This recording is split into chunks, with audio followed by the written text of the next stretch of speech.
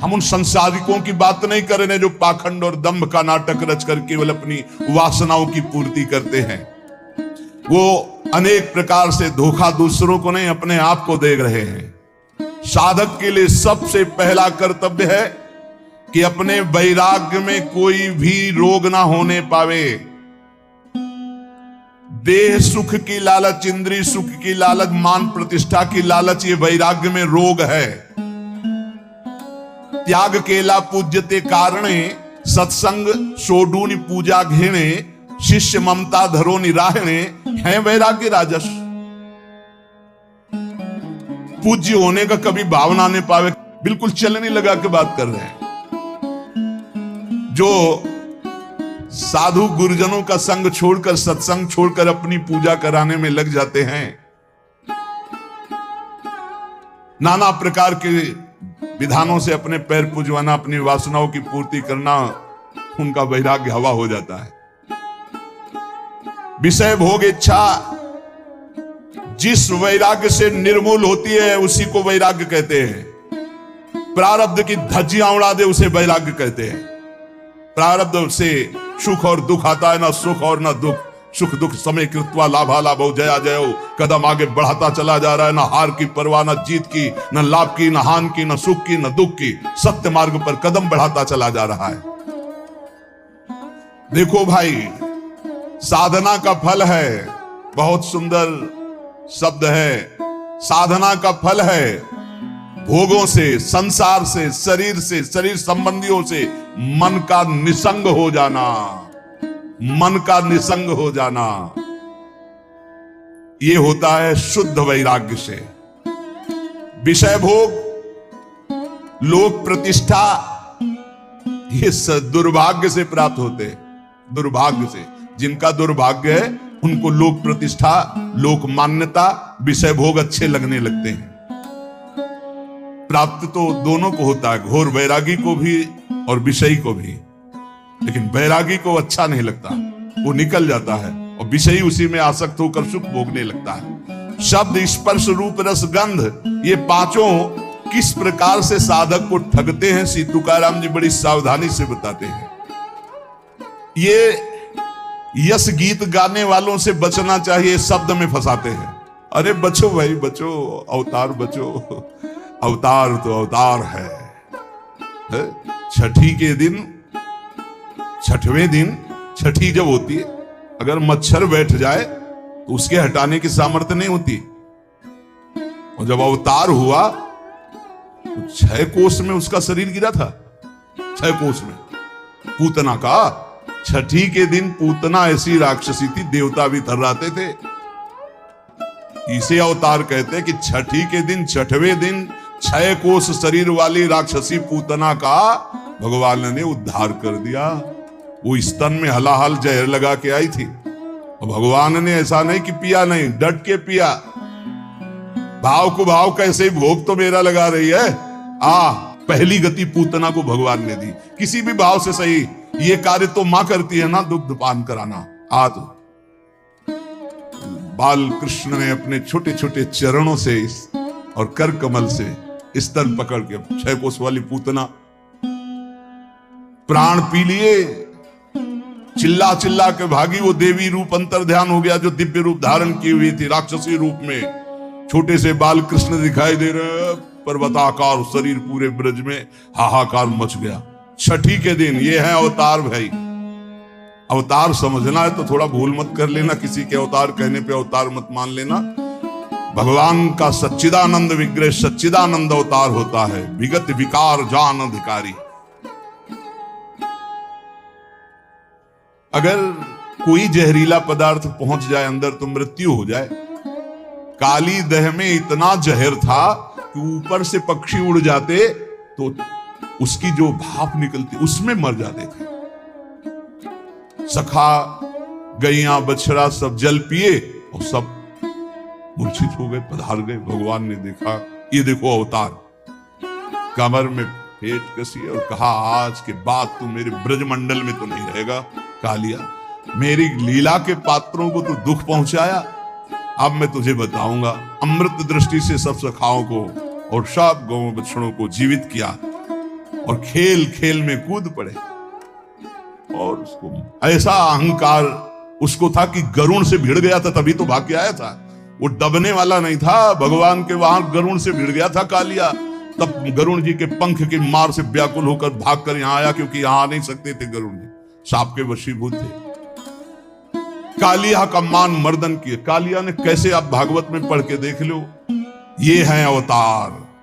105 फण से फुसकार मार रहा, भारी जहर की कोई परिवार, उसकी पकड़ से छूटकर फणों पर चढ़कर ऐसा नृत्य करते हैं कि भगवान शिव भी प्रसन्न हो जाए।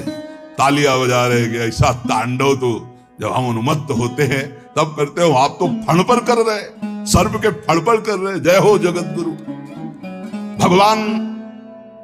भगवान उनके समान कोई नहीं, उनसे बढ़कर कौन हो सकता है।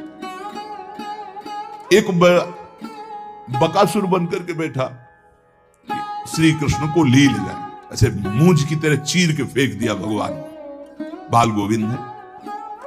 अघासुर ऐसी जीव है, ऐसे पर्वत है, उसकी दाढ़ें ऐसी दिखाई दे जैसे पर्वत के शिखर। जीव ऐसी लग रही भारी गुफा। सब ब्रजवासी सखा घुस गए अंदर खेलने के इरादे। बोले यार कहीं अजगर तो नहीं? बोले होगा भी तो क्या कर लेगा, हमारा कन्हैया है ना। भगवान ने कहा अजगर भी इनको खेलने का स्थान समझ में आ रहा है। अघासुर ने सोचा पूरा परिकर आ गया, बस कृष्ण आ जाए तो हम लील जाएं। भगवान ने कहा जो तुम्हारी इच्छा है कि हम आ जाएं तो आ गए। और गले में जाके अपने शरीर को, अब वो रुंध गया तो उसके प्राण निकल गए। भगवान सखाओं को निकाला। ये भगवान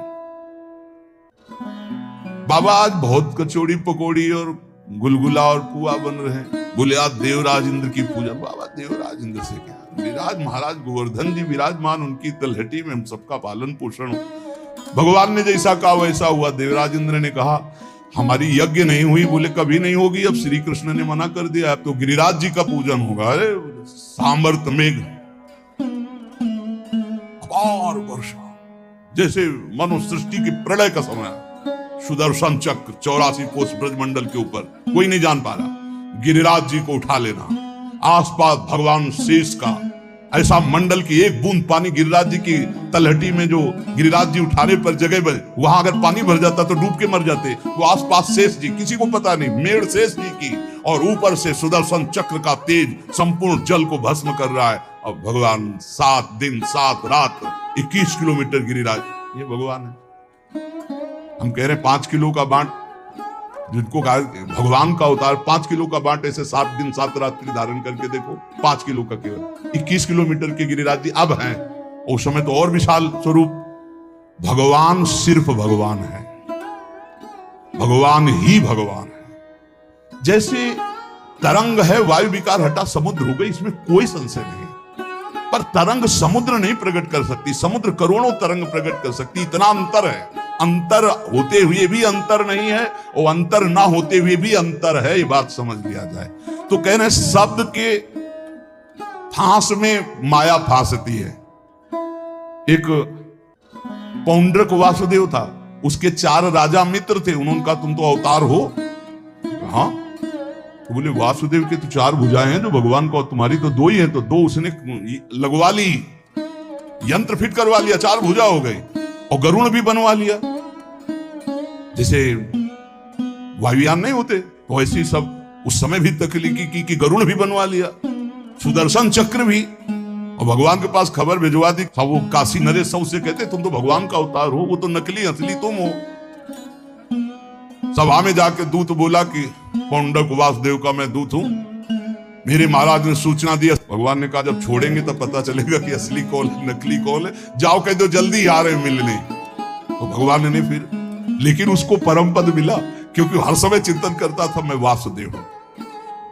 तो ये जब स्तोत्र अपने प्यारे लगने लगते हैं तो जान लो माया के शब्द ने मार दिया। शब्द स्पर्श रूप रस गंध, श्री तुकाराम जी कह रहे हैं। अब उसे दूसरी बात अच्छी नहीं लगती, बस वही आदमी अच्छे लगते हैं जो स्तुति सुनाने वाले हों। ये जो नाना प्रकार की सुख सुविधाएं हैं, ये मत समझो कि बड़े भाग्य हैं। फांसी भेज रही माया, शब्द स्पर्श रूप रसगंध, तुकाराम जी कह रहे। अब अगर एक भी निंदा होने लगे उसकी, तो स्तुति सुनने वाला वो भगवान अवतार अब द्रोह कर लेता गया, परमार्थ गया, परमार्थ का शब्द गया।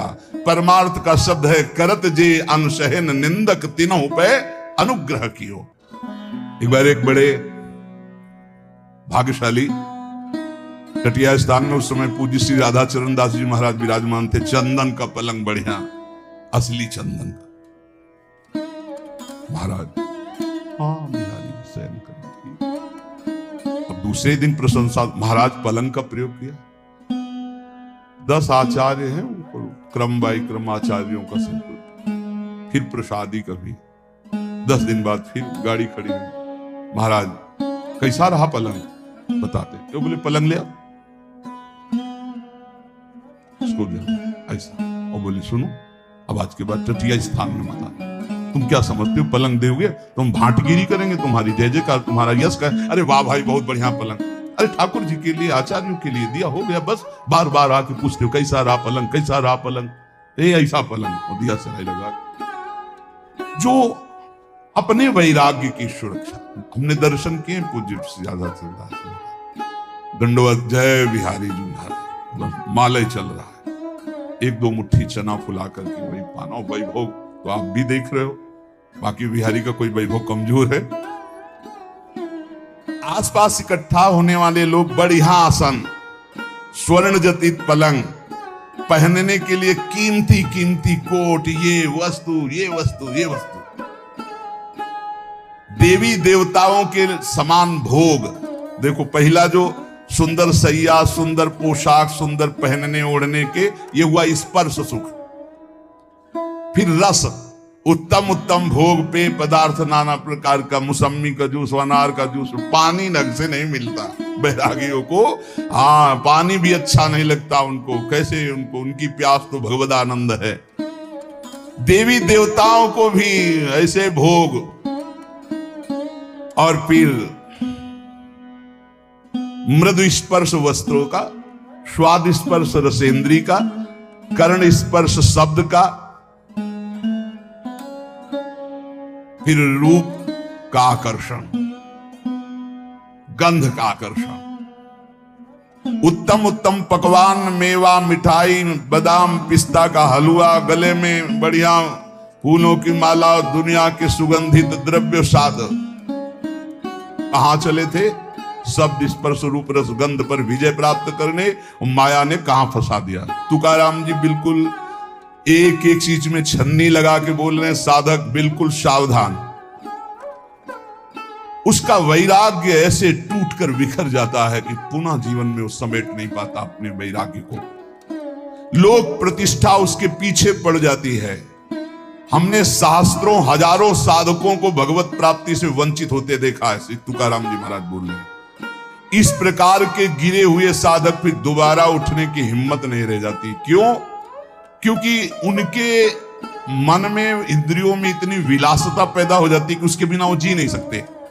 जरी कृपा उपजेल भगवंती तरीच मागुता होए बेरखती। यदि फिर भी भगवान दया कर दे तो ऐसी स्थिति में भी निकल पावे और वो अपने वैराग्य को सुरक्षित रख पावे। नहीं तो बड़ा बहुत ही कठिन है वैराग्य को बचा पाना। भगवत प्राप्ति तो भी बड़ी दूर है। जो तुम्हें प्रिय हो उसका भोग त्याग कर दो। तुकाराम जी महाराज कहे, जो वस्तु, व्यक्ति, स्थान, पदार्थ जो प्रिय लग रहा हो उसको भगवान को समर्पित कर दो। प्रियता का तुरंत निष्कासन करो, नहीं तो बंद जाओगे। और सत्संग में स्थिर भाव से बहुत सावधान होकर एक एक शब्द पकड़ो, वही बचाएगा तुम्हें। प्रतिष्ठा होने लगे तो बेचैन हो जाओ, उसे स्वीकार मत करो। मान, प्रतिष्ठा, नमस्कार, प्रणाम, इसे स्वीकार मत करो। बहुत जहर है, सम्मानम कल्याति घोर गरलम। लेकिन ये ऐसा मीठा जहर है कि हाथ जोड़कर पीने को मांगोगे। बहुत मीठा जहर है सम्मान। अरे बड़े भाग्य हमारे यहाँ दर्शन हो गए आपके। आप जैसे भजनानंदी महात्मा तो न भूतो न भविष्यति। अरे पहाड़ रख गया अहंकार का। बहुत विचित्र भैया। शब्द स्पर्श रूप रसगंध, न भजन है न साधन है। अब ये कान में सुनने के बाद उत्साह हो कि प्रभु देखो, हम भी कहते थे कि हम तिछा परम अधमा प्राण होकर, और आज सब लोग कहते हैं नीच अधम नाथ मुझ नीच अधम पर कृपा कर दो, हे करुणा सिंधु कृपा। जब हमें कोई गाली दे, पाखंडी कहे, नीच कहे, और मेरा मन प्रसन्न होकर प्रभु की तरफ चले, तब जाना जाएगा कि हमारा मार्ग सही है। जीविका के लिए अर्थात साधक की जो कपड़ा भोजन व्यवस्था कर रहा है वो एक नहीं होना चाहिए। पूज्य पादुड़िया बाबा के वचन में लिखा था कि चाहे बृहस्पति के समान पवित्र हो, किसी एक से साधक की दिनचर्या नहीं चलनी चाहिए कि एक आदमी हमारा भरण पोषण कर रहा है, चाहे घर का चाहे बाहर का, किसी भी तरह से एक का नहीं। हमारा भरण पोषण कईयों के द्वारा, भिक्षावृत्ति से, मधुकर वृत्ति से, आकाश वृत्ति से, नहीं तो ठाकुर सुवाती कहनी पड़ेगी। अरे आप जैसा कौन भगत है, ऐसा कौन करता है, मतलब बांटगिरी करनी पड़ेगी उसकी। ये वैराग्य के नाशक है। प्रापंचिक लोगों के घेरे में बैठना, प्रापंचिक लोगों के दान देने पर उनकी भांटगिरी करना, बड़ाई करना, अपना बड़प्पन मान लेना। देखो ये अज्ञान की वृत्तियां, बड़ी सावधानी से सुनो।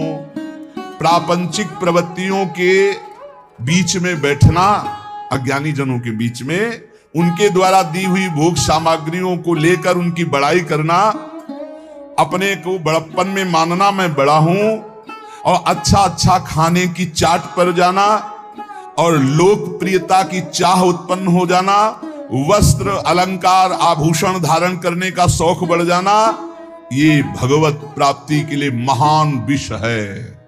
महान विष अर्थात मार दिया, अपने आप को मार दिया, चले थे भगवत प्राप्ति के लिए, मार दिया। ये अंगूठी, ये सोने की जंजीर, ये वो कहां चले थे भगवत प्राप्ति के लिए, इन्हें मिथ्या मान करके। श्री तुकाराम जी महाराज कह रहे, प्रापंचिक लोगों के बीच में बैठना, प्रपंच की बातचीत करना, जो तुम्हारा कुछ भी वस्त्र भोजन सहयोग करता है उसके सामने ठकुर सुवाती अर्थात उसका यशगान करना, अपने को बड़ा मान लेना, अच्छा अच्छा खाने की चाट हो जाना, लोकप्रियता की पसंद हो जाना, वस्त्र और अलंकार धारण करने का शौक उत्पन्न हो जाना, और नाना प्रकार के जो प्रपंच भगवत प्राप्ति में महाविष है। उपासक को चाहिए, अगर गृहस्थ है तो अपनी स्त्री से केवल मतलब रखे, और सब स्त्री शरीरों में माता बहन का भाव रखे। विरक्त है तो सब में भगवत भाव रखे। भक्ति शुद्ध परमार्थ के लिए ये जितने दोष बताए जाते हैं इनसे बचाओ अपनी, नहीं भक्ति रुग्ण हो जाएगी। अखंड नाम स्मरण करना, एकांत सेवन का अभ्यास रखना, कभी भी अभिमानियों का संग न करना, नहीं वैसे ही रंग आने लगता है, और अपने भरण पोषण की बिल्कुल चिंता न करना। पोषण भरण चिंत कराएं, श्री हरिवंश विभो बिलसाएं। यदि भगवान सुखान न दे रहे हैं तो जय जयकार करके पाओ भगवत प्राप्ति के लिए। जैसा भी, कभी घी घना, कभी मुट्ठी भर चना, कभी वो भी न बना। ऐसी स्थिति नाही ज्यासी, तेव कृष्ण प्राप्ति कैची त्यासी, या लागी कृष्ण भक्तासी, ऐसी स्थिति असावी। महाराष्ट्र भाषा में कह रहे, ऐसी स्थिति जिसकी है वो श्री कृष्ण को कभी प्राप्त नहीं कर सकता, जो ऊपर बताया गया। इसलिए जो कृष्ण भक्त है ऐसी स्थितियों से बचे। सच्चे विरक्त में ये लक्षण आपको स्वतः नहीं दिखाई देंगे। जिनका वैराग्य सच्चा है, आदर्श पुरुष हैं, वो अपने आगे आदर्श वैरागियों को रख के चलते हैं। चाल चलन में जो ढीले ढाले हैं उनको फसाव में फंसा लेती है माया। चाल चलन बिल्कुल पक्का होना चाहिए। एक संत भगवान बैरागी एक बार भोजन पाते थे, एक आश्रम में गए, वहीं थे, उनको गाय का एक गिलास दूध दिया गया। उन्होंने हाथ जोड़ा और कहा कि हमारा नियम है एक बार केवल आहार करते हैं। तो स्वामी जी दूध से क्या होगा? हमारा नियम है हम एक बार आहार। शुद्ध गाय का दूध, इसमें ऐसी डांट लगाए कि नजदीक नहीं। वही उदर भरण पोषण, वही शरीर की पुष्टता, वही खान पान की बात। कोई ब्रह्म चर्चा की? जब एक बार कह दिया कि एक बार आहार शरीर में डालते, ये क्या विषयी पुरुषों के जैसा बार बार दूध ले लो, दूध ले लो, डांट दो। एक खीर दोबारा एक चम्मच परोस दी तो प्रहार कर दे, थप्पड़ मार दे। भक्तमाल जी में आता नहीं, साधु अपनी निष्ठा अपना, उसमें प्रियता नहीं, शरीर भोग के लिए प्रियता नहीं। जिनका लुजलुजा स्वभाव होता है, जिनकी चलन चाल ढील होती है, उसको माया फंसा लेती है। इसलिए बैरागी, कैसा बैरागी होना चाहिए? नारियल के फल जैसा, अंदर एकदम मलाई जैसी कच्ची गरी, ऊपर देखो जूठ कठोर खप्पर, बस ऐसा ऊपर से ऐसा झाकर नजर आना चाहिए कि भैया नजदीक, वो अंदर माला माल, अंदर एकदम हृदय कोमल। श्री तुकाराम जी कहते हैं जिसका ज्वलंत वैराग्य होगा वही अंतरंग में घुसे हुए चोरों को पकड़ पकड़ कर सावधानी पूर्वक बाहर फेंकेगा, और जिसका चित्त शुद्ध हो गया तो पांडुरंगा उसके चित्त में ही प्रकाशित हो जाता है। इसलिए साधक सदा चौकन्ना रहो। वो देखना, बहुत सुंदर बात करें, चौकन्ना कैसे? जैसे मार्ग भयावह हो तो बिल्कुल सावधान, कोई आगे पीछे प्रहार करने वाला तो नहीं है, ऐसे साधक चले। मन सरपट भागने वाला घोड़ा है, वैराग्य उसकी लगाम है, और चाल उसकी देखते रहना साधक का कार्य है, और काबू में करके उसको वश में रखना वैराग्य के द्वारा मन में।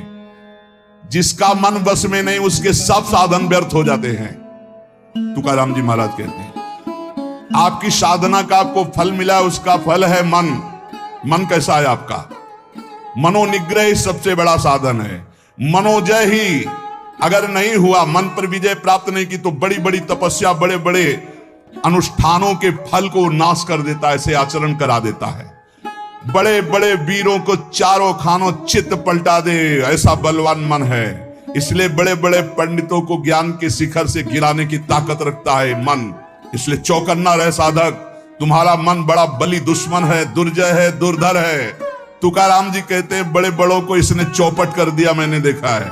इसलिए विषयों की तरफ दौड़ लगाने वाले इस मन के ऊपर आसन लगा लो, और इस करामाती मन को भगवान नाम में ऊपर आसन लगाने का मतलब हर समय नजर जाएगा कहां? राधा राधा राधा राधा। मांगे पर तभी तो बली, सूर एक भूमंडली। जिसने इस भागते हुए मन को वश में कर लिया, भूमंडल में उसके समान कोई योद्धा नहीं है। सबसे बड़ा सूरवीर वही जो मन को वश में कर ले। श्री तुकाराम जी महाराज कहते हैं मन पर विजय प्राप्त नहीं किया तो तुम्हारा परमार्थ मिथ्या हो जाएगा। कैसे मिथ्या हो जाएगा? 50 वर्ष ब्रह्मचर्य रहे, 5 मिनट चूक हो गई, सब मिटिया मेट हो गए। परमार्थ का पथिक 50 वर्ष से तुम्हारी जय जयकार हो रही, 5 मिनट कोई गलत काम हो गया, सब ये थूकने लगेंगे। इनकी श्रद्धा जानते हो कैसी होती? जैसी हवा चली पत्ता वैसे ही भाग जाएगा। इन पत्तों को मत समझो कि आपके हैं। क्या स्थिति उनको कुछ पता नहीं, वो तो हवा चली है। अनुकूल हवा चली तो जय हो, प्रतिकूल चली तो कोई दिखाई नहीं देगा।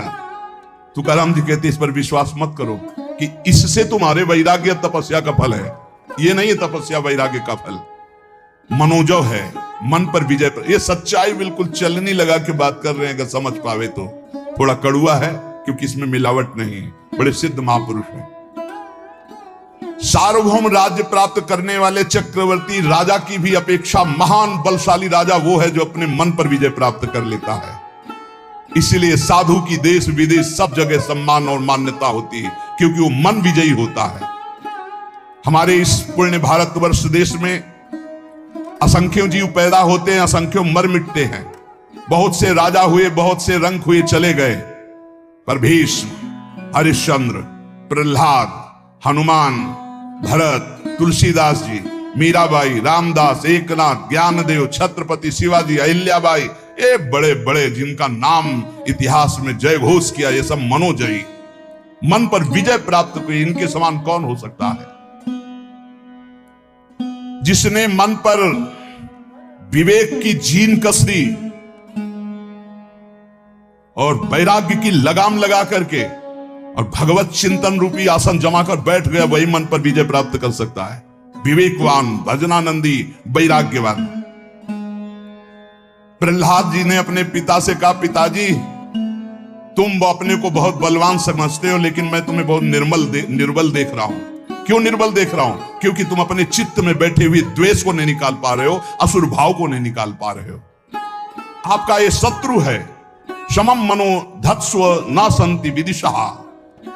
तुम मन में समत्व नहीं ला पा रहे, द्वेष बैठाले हुए हो, इसलिए सबसे कमजोर हो आप। ये उच्छृंखल कुमार्गगामी भागने वाले मन को साधक हर समय चौकन्ना होकर नजर रखता रहे, नहीं तो ये कमाई हुई भजन की पूंजी लुटा देगा। योग वाशिष्ठ, श्रीमद् भागवत एकादशी स्कंद और भी बहुत से ग्रंथ मनोनिग्रह पर ही ज्यादा ध्यान देने की बात दी गई है। भिक्षुक गीत में हमारे सुख दुख का कारण कोई दूसरा नहीं हो सकता, हमारा मन ही है। ना कोई देवता है, ना कोई कर्म है, ना कोई काल है। ये मन ही हमारे सुख दुख का कारण है। मन में अनंत वृत्तियां उठती भोगों की, उनको जो मिटा दे वही महात्मा है। दान धर्म यम नियम कर्म ज्ञान व्रत तपस्या, इन सब का फल है मन का शांत हो जाना, निर्मल हो जाना। अगर नहीं हुआ तो सब चौपट कर देगा ये तुम्हारा दान धर्म यम नियम कर्म ज्ञान व्रत तप, सब चौपट कर देगा ये मन। परो ही योगो मनसा समाधि, मन का समता में युक्त हो जाना, भगवदाकार हो जाना ही परम योग है। जिसका मन शांत है, जिसका मन स्थिर है, जिसका मन भगवान में लग गया है, उसके सारे तीर्थ दान आदि का फल प्राप्त हो गया। अगर नहीं लगा तो कुछ नहीं प्राप्त हुआ। इंद्र चंद्रमा ये सब मन के द्वारा ही कलंकित हुए हैं। 1000 भग शरीर में थी देवराज इंद्र के महात्मा गौतम जी के शाप से। वो आज भी चंद्रमा में कलंक है गुरुपत्नी गामी का। ये सब मन का ही खेल हुआ। ऐसे दुर्जय मन पर जो बड़े बड़े देवता विजय नहीं प्राप्त कर सकते, मानव देह में विजय प्राप्त करने का अवसर है। ये बलवानों का बलवान है, ये समय से नहीं मरता। जैसे समय से शरीर कमजोर हो जाता है, ऐसे मन कमजोर हो जाएगा। बोले नहीं, मन शरीर रोगी होने पर भी नहीं कमजोर होता, मन बुढ़ापा होने पर भी नहीं कमजोर होता, शरीर कृश होने पर भी मन कृश नहीं होता। मन को बस में करना होता है वैराग्य से, भजन से। जेविम हिरेनी हीरा चिरीजे तेविम मने जी मन धीरीजे। जैसे हीरे से हीरा चीरा जाता है, ऐसे ही सात्विक मन से कामी मन को मार दो। मन का 2 प्रकार होता है। जैसे एक मन कहता है कि कर लेते हैं, एक मन कहता है नहीं करते, ये चोरी है, अगर चोरी करेंगे तो फंसेंगे पिटेंगे। तो अगर कुमार्गामी मन जोर पड़ गया तो सत मन की बात नहीं मानता। बोले जैसे हीरे से हीरा चीरा जाता है, ऐसे सत मन से असत मन को काट दो। हीरे से हीरा चीरा जाता है, वैसे मन से मन को जीत लो। कभी कभी मन को पुचकारना भी चाहिए। हरि गुरु के भजन में लगाने के लिए इसको दुलार भी करना चाहिए। ए मन, इतना भजन कर लो, फिर तुम जो कहोगे हम वो बात सुनेंगे। पहले हमारी बात सुन लो। मना सज्जना भक्ति पंथेंची जावे। ए मन, तू भक्ति के रास्ते पे चल, बड़ा आनंद आएगा। मन को मनाओ, मना करके नाम जप करवाओ, मना के भगवत मार्ग में चलाओ। ये चंचल और दुर्निग्रह है। अर्जुन जी ने भगवान से कहा कि इसको कैसे वश में किया जाए, तो भगवान ने बताया अभ्यासेन तु कौन्तेय वैराग्येण च गृह्यते। ये मनोजो का उपाय स्वयं साक्षात सच्चिदानंद जगत गुरु भगवान श्री कृष्ण ने बताया कि मन पर विजय कैसे प्राप्त करे, तो अभ्यासेन तु कौन्तेय वैराग्येण च गृह्यते। श्री तुकाराम जी वैराग्याचिये आधारे जरी लाविले अभ्यासाचिये मोहरे तरी केतुलेनि एके अवसरे स्थिरा बेलो यया मनांचे एक निके जे देखिले गोडी चिया ठाया सोके महणोनि अनुभव सुखंची कवति के दाविंती। वैराग्य के सहारे सहारे इस मन को वश में किया जाए, इसको बार बार अभ्यास में लगाया जाए। नाम जप, स्तोत्र गायन, पद गायन, ठाकुर सेवा, सत्संग, इसे अभ्यास कहते हैं। और वैराग्य जहां जहां भोगों से जाए बार बार उसको हटाओ। मन की एक बड़ी अच्छी बात है, इसको लगाना होता, फिर इसको जहां चस्का लग गया जिस बात का, फिर उसे छोड़ नहीं सकता। इसका स्वभाव है। बहुत वर्षों से, बहुत जन्मों से हम इसे भोगों में लगाते चले आए, इसको चस्का मिल गया भोगों का। अब श्री भगवान की तरफ लगाते हैं। अब ये लगता नहीं, बार बार लगाइए, लग जाएगा। भगवान ने कहा अभ्यास और वैराग्य। अभ्यास है, बार बार नाम जप में लगाना, पद गायन में लगाना, समय से सत्संग में आ जाना, बार बार सत्संग सुनना, बार बार नाम जप। तो ये अभ्यास, हमारा अभ्यास योग युक्तेन है। जब हम अभ्यास योग से युक्त होते तो हमारा चित्त फिर जाने नहीं लगता है, धीरे धीरे वो शांत होने लगता है। एक ओर वैराग्य को कसे और दूसरी ओर विषयों में जाने वाले मन को बार बार हटाकर प्रभु में लगाए, इसे अभ्यास कहते हैं। बड़ा कठिन है मन को भजन में लगाना। इस मन की उत्तम गति है यदि इसे निरंतर नाम जप करवाया जाए। 4 मुक्तियां दासी बनकर के उसके चरणों में पड़ जाती जो अपने मन से नाम जपाने लगता है। देखो, आखिरी बात तो मन का ही शांत हो जाना है। प्रारंभ में कहते मन लगे न लगे भाव को भाव न खालसो, नाम जपत मंगल दिस दशो। लेकिन भजन का फल यह है कि सावई मना कृष्ण पदारविंद, मन श्री कृष्ण चरणारविंद में, प्रिया चरणारविंद में लग जाए। गति अधोगति मनांची है युक्ति, मन लावी एकांति साधु संगे। अगर मन साधु संग में लगा, भजन में लगा तो सदगति, और मन गंदे आचरणों में लगा तो दुर्गति। इसी मन से सदगति और दुर्गति होती है। हमें तो लगता है, श्री तुकाराम जी महाराज कह रहे हैं, मन को अगर वश में कर लिया, इससे बड़ी कोई सिद्धावस्था नहीं है। मन को अधीन कर ले, फुसला के, दुलार के, डांट के, फटकार के, ये बहुत जगह फंसा रहता है। मन यदि बंधा हुआ है तो हर समय जलाता रहता है। मन यदि प्रभु में लगा हुआ है तो आनंद की उमगन आती रहती है। उत्तम गति अथवा अधोगति देने वाला ये मन है। मन ही साधक, पाठक, पंडित, श्रोता, वक्ता सबको अपने अधीन किए हुए, कोई बिरला इसको अधीन कर पाता है। तुकाराम कहते हैं, हाथ उठा के कह रहे हैं कि मन को वश में करने से बढ़कर कोई साधना नहीं है। मन को वश में करो, पहले इसको अपने वश में करो, नाम जप करवाओ, कथा कीर्तन वार्ता बार बार इसमें लगाओ। अगर मन वश में नहीं हुआ तो ये प्रपंच रचता रहेगा। मन को प्रसन्न कर लो। मन विषयों से हर्षित होता है और शोकित होता है, प्रसन्न होता है भगवान के चिंतन से। मन को खींचकर विषय प्रवाह से हरिभजन में बांध दो। इसको मन की रखवाली करते रहो 24 घंटे, जहां जहां जाए खींच खींच कर उसे हरिभजन में लगाओ। तुकाम्याणे मना पाहिजे अंकुश, नित्य नवादिश जागृति चा। तुकाराम जी कहते, मन पर अंकुश रखो, नाम का राम कृष्ण हरि, राधा राधा राधा। जैसे मत वाले हाथी को वश में करने का अंकुश, ऐसे नाम अंकुश है। हर समय नाम चलाते रहो, भागेगा मन, बार बार खींच कर लाओ। जिस दिन मन को चस्का लग गया नाम का तो नवीन आनंद उत्पन्न होने लगेगा। नित्य जब से जग जाओ तब से यही हमारा धंधा है, मन को खींच खींच कर बार बार भगवान में लगाना। मदोन्मत्त हाथी जैसे बिना अंकुश के नहीं संभलता, ऐसे भगवान के अखंड भजन के बिना मन नहीं संभलता। राधा राधा।